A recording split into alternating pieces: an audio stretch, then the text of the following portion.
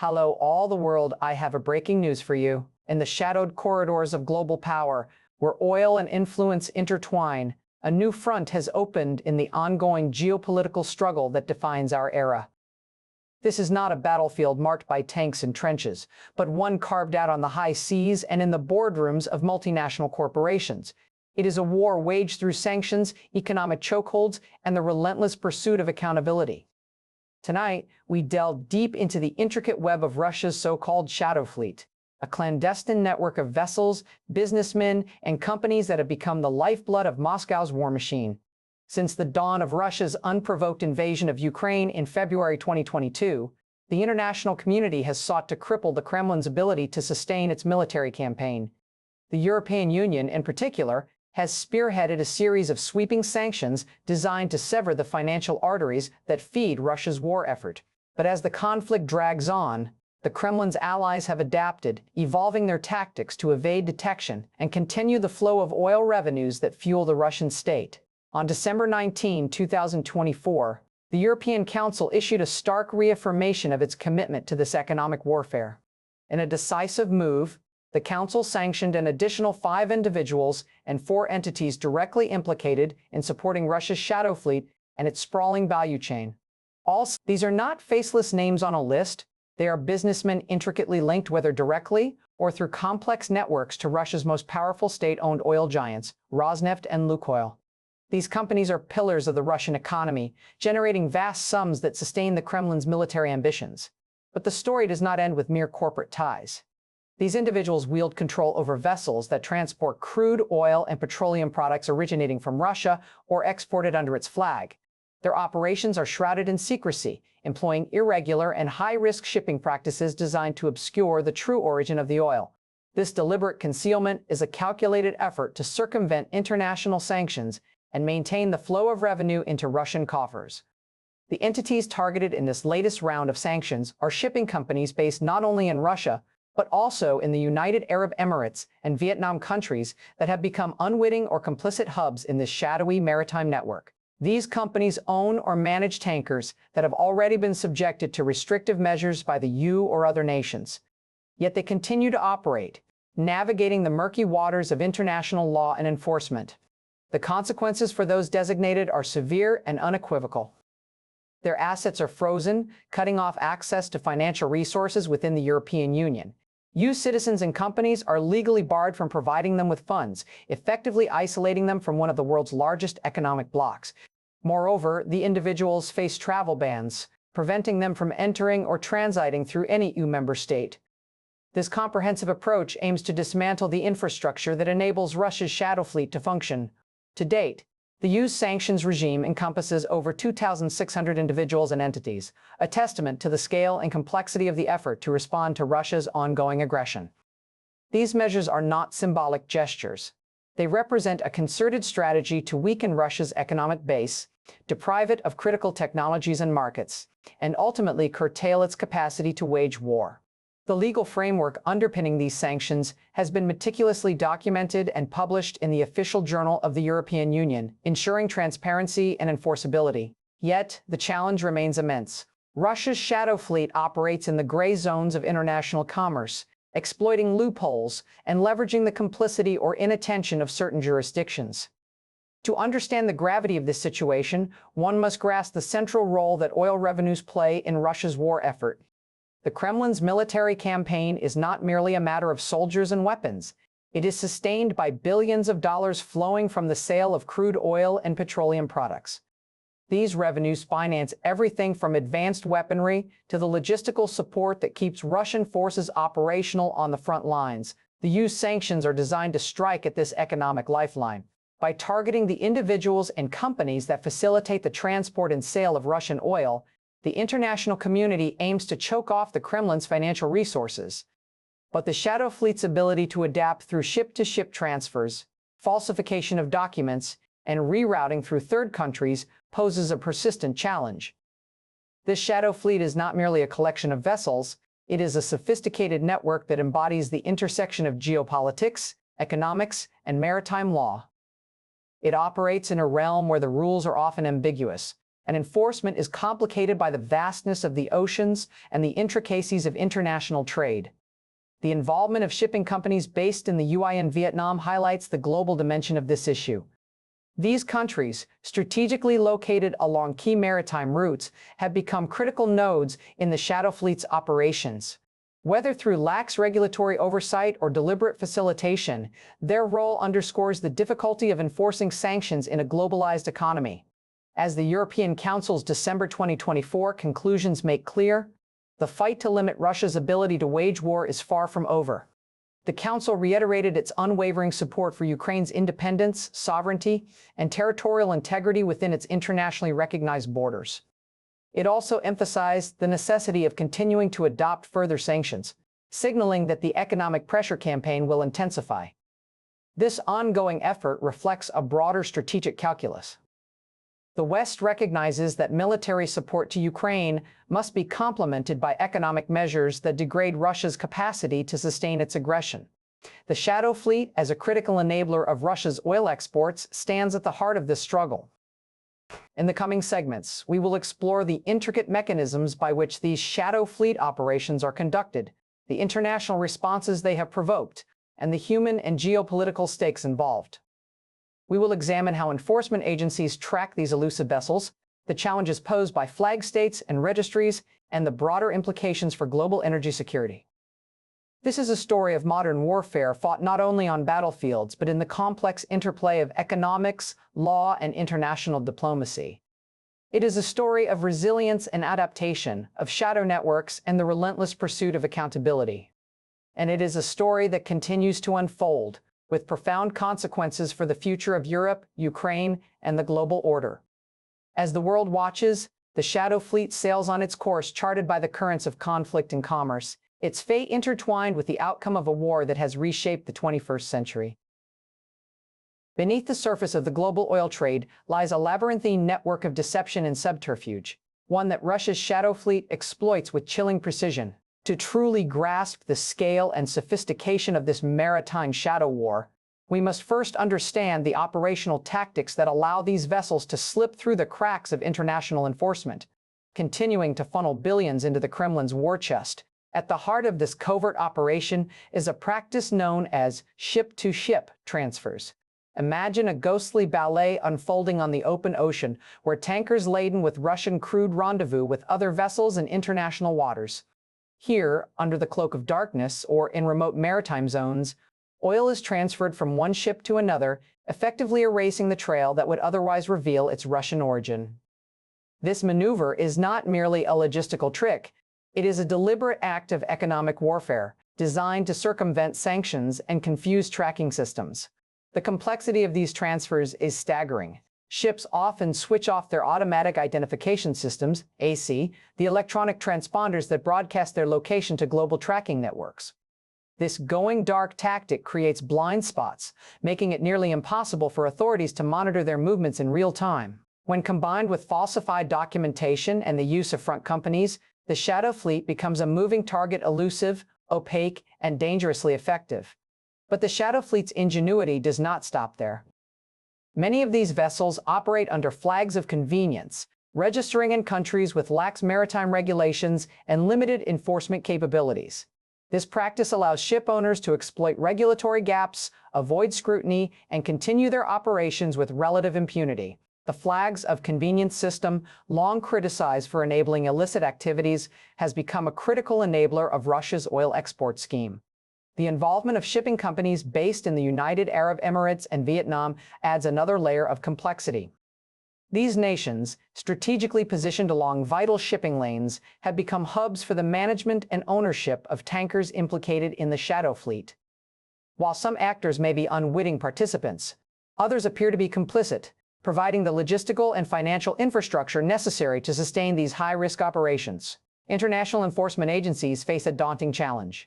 Tracking vessels that deliberately obscure their identity and movements requires sophisticated technology, intelligence sharing, and legal cooperation across borders.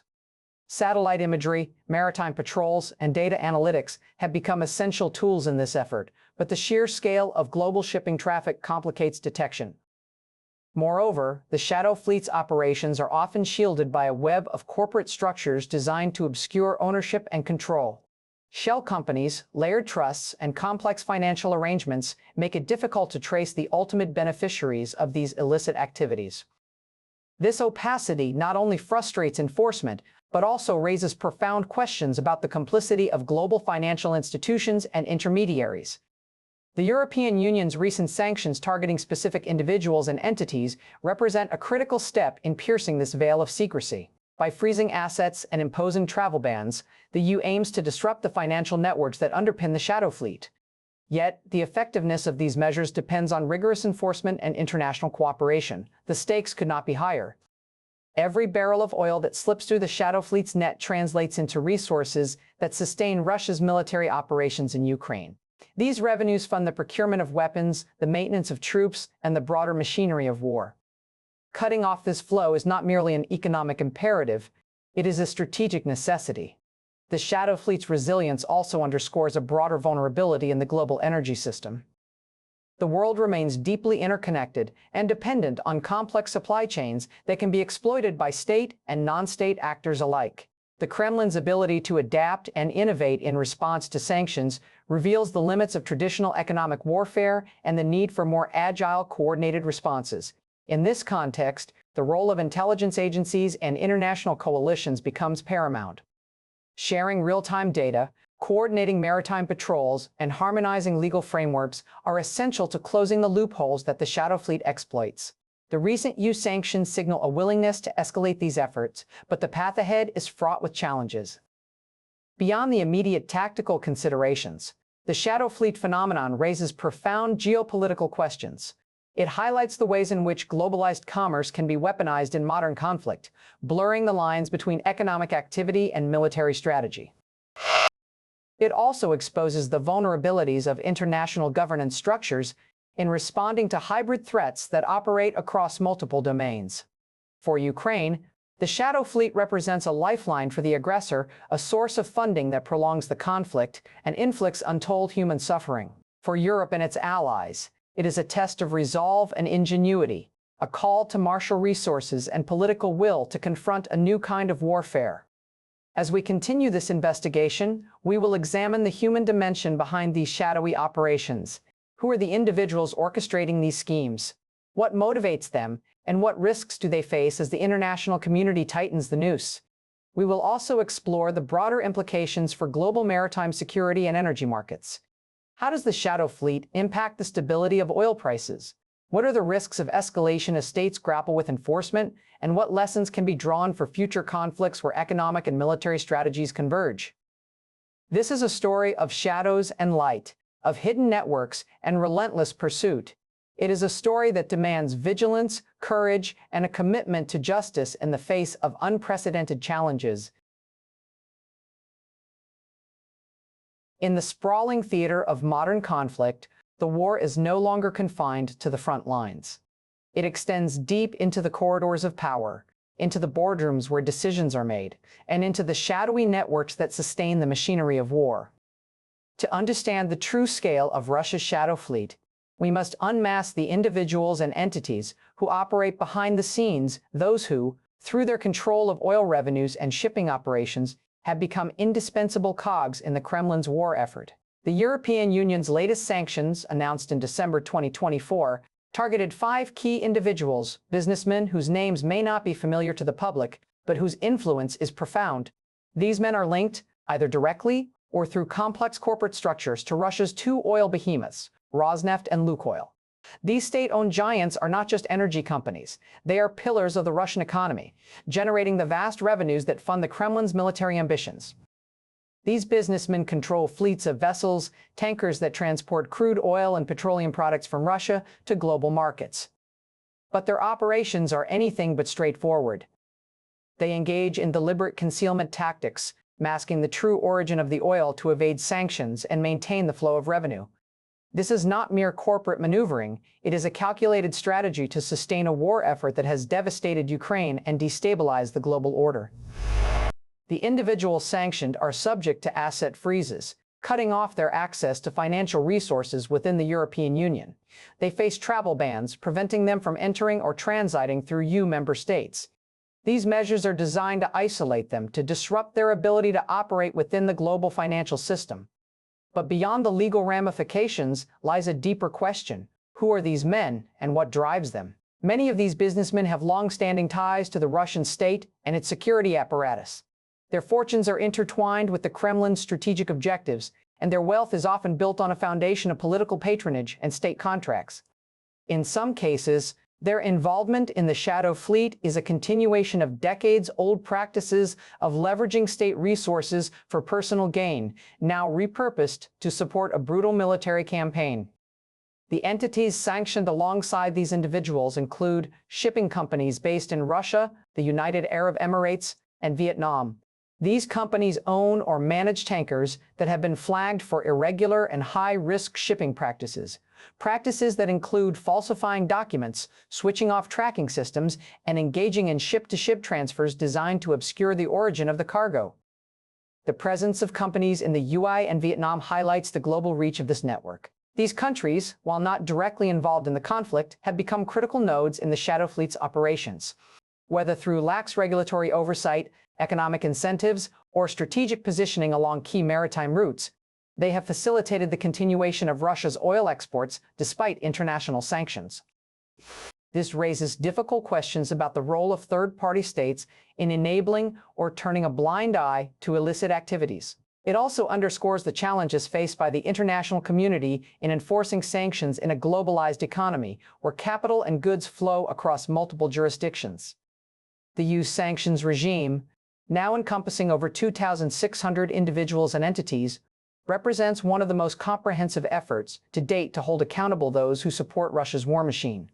But enforcement remains a complex and ongoing challenge. The shadow fleet's operators are adept at exploiting legal loopholes, shifting ownership structures, and leveraging international financial systems to evade detection.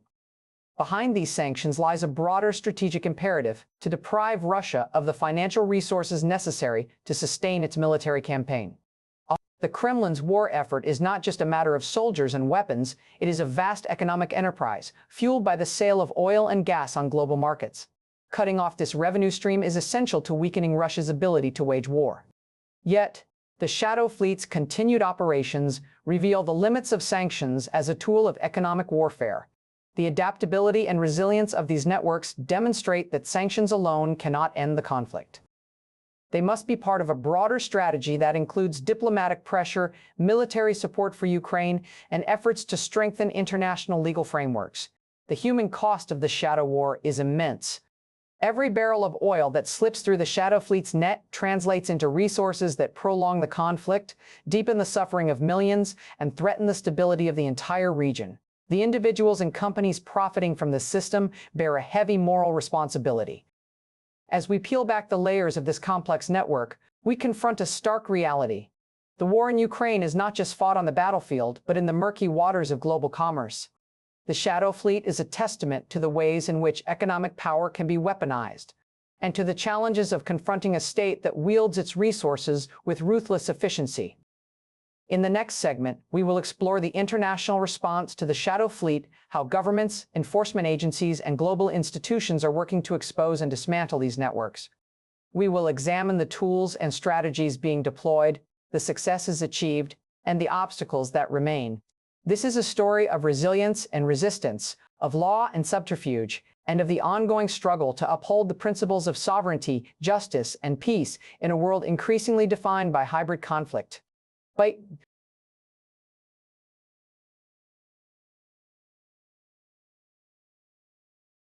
As the world grapples with the relentless tide of conflict in Ukraine, the international community has marshaled an unprecedented array of tools to confront Russia's shadow fleet, a sprawling, elusive network that has become a linchpin in Moscow's war economy. In this final chapter, we examine the global response, the strategies, the successes, and the formidable challenges that define this high-stakes battle for control over the seas and the flow of resources. The European Union, standing at the forefront of this effort, has demonstrated a resolute commitment to dismantling the shadow fleet's infrastructure. Through a series of progressively stringent sanctions, the EU has sought to choke off the financial lifelines that sustain Russia's military campaign. These measures, ranging from asset freezes and travel bans to restrictions on shipping and insurance, are designed to isolate the key players and disrupt the complex web of maritime operations. But sanctions alone cannot win this war. Enforcement is the critical battleground where policy meets practice. The EU, in coordination with allies such as the United States, the United Kingdom, Canada, and Australia, has intensified intelligence sharing and maritime surveillance. Satellite imagery, automatic identification system, IS data, and advanced analytics have become indispensable tools in tracking the shadow fleet's movements, exposing ship-to-ship transfers, and identifying vessels that go dark to evade detection. International naval patrols have increased in strategic waterways, from the Mediterranean to the South China Sea, where many of these tankers operate. These patrols serve not only to monitor suspicious activity, but also to send a clear message: the world's oceans are not a safe haven for illicit commerce that fuels aggression. Legal frameworks have also evolved. The EU's publication of relevant legal acts in the official journal ensures that sanctions are codified and enforceable, providing a clear mandate for member states and their enforcement agencies. Yet, the global nature of shipping means that cooperation beyond Europe's borders is essential. Efforts to harmonize sanctions regimes and close regulatory loopholes are ongoing, but they face resistance from states wary of economic repercussions or geopolitical entanglements. The involvement of countries like the United Arab Emirates and Vietnam in the Shadow Fleet's operations has spotlighted the need for broader international engagement. Diplomatic efforts are underway to encourage these and other transit hubs to tighten oversight, enhance transparency, and comply with sanctions. The challenge is formidable, balancing economic interests with the imperative to uphold international law and support Ukraine's sovereignty. Financial institutions, too, play a pivotal role. Banks and insurers are increasingly scrutinizing transactions linked to sanctioned individuals and entities, seeking to prevent the laundering of proceeds from illicit oil sales.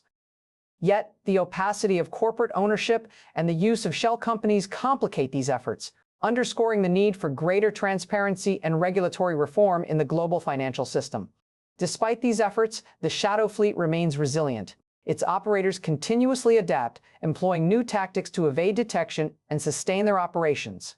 This cat-and-mouse game highlights the limits of current enforcement mechanisms and the need for innovation in both technology and policy. The stakes extend far beyond the immediate conflict. The Shadow Fleet's activities threaten the integrity of the global maritime order, undermine the rule of law, and set dangerous precedents for the use of economic networks in warfare. They also exacerbate global energy insecurity, contributing to volatility in oil markets and complicating efforts to transition to sustainable energy sources. For Ukraine, the dismantling of the Shadow Fleet is a critical front in its struggle for survival and sovereignty. For Europe and its allies, it is a test of resolve and unity in the face of aggression. And for the international community, it is a defining moment in the ongoing effort to uphold a rules-based order in an increasingly fractured world. As we conclude this investigation, the message is clear: the Shadow Fleet is not invincible. Through coordinated action, technological innovation, and unwavering political will, the international community can disrupt these networks and cut off the financial lifelines that fuel conflict. But this requires sustained commitment. The war in Ukraine has shown that modern conflict is multifaceted, fought not only with weapons, but with economics, information, and law. The Shadow Fleet is a stark reminder that vigilance and adaptability are essential in confronting the evolving threats of our time. The seas may be vast, and the shadows deep, but the pursuit of justice and peace demands that no corner of the globe remains beyond the reach of accountability.